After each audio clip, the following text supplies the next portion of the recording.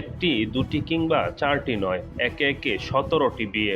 ঘর সংসার করার উদ্দেশ্যে নয়, বরং নারীদের সর্বনাশ করায় নেশা হয়েই দাঁড়িয়েছে বরিশাল বিভাগীয় বন কর্মকর্তা কবির হোসেন পাটোয়ারীর।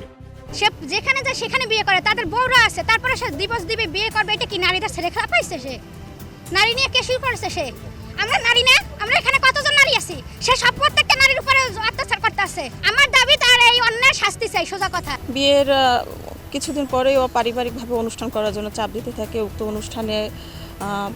অনুষ্ঠান সম্পন্ন হয়, অনেক জিনিসপত্র নেয় সে আমাদের কাছ থেকে, কিন্তু ক্রমান্বয়ে সে এগুলো তার বাড়তেই থাকে।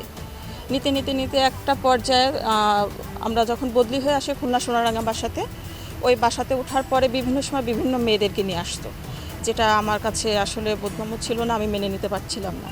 তখন সেই মেয়েদেরকে নিয়েই সে আমাকে শারীরিকভাবে অত্যাচার করতে থাকে, মানসিকভাবে, সামাজিকভাবে, যাতে আমি কোনোভাবে বিচার না পাই। সম্প্রতি বরিশাল নগরীর কাশীপুর বন সংরক্ষকের কার্যালয়ের সামনে তার বিচারের দাবিতে মানববন্ধন করে তার স্ত্রী পরিবার সহ ভুক্তভোগীরা। অভিযোগ আছে, চাঁদপুরের বাসিন্দা কবির বিদেশে পড়াশোনা করানো কিংবা সরকারি চাকরি দেওয়ার প্রলোভন দেখিয়ে বিভিন্ন জেলায় নারীদের বিয়ে করেন। এরপর স্বল্প কিছুদিনের মধ্যেই যৌতুক দাবি ও শারীরিক নির্যাতন করে ভেঙে দেন সংসার। এমন অভিযোগ কবিরের সাবেক ও বর্তমান স্ত্রীদের। আমি যেগুলো জেনেছি হচ্ছে বিয়ে একাধিক, কত যে বিয়ে হয়তো কিছু ডকুমেন্টস আছে, কিছু ডকুমেন্ট নাই, ঠিক আছে।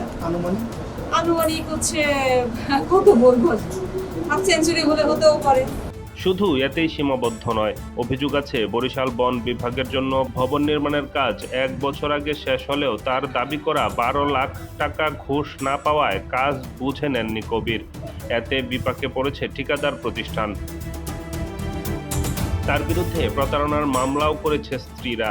সেই সঙ্গে বন বিভাগেও অভিযোগ দেন ২ স্ত্রী, যা নিয়ে তদন্ত করছে বন বিভাগ।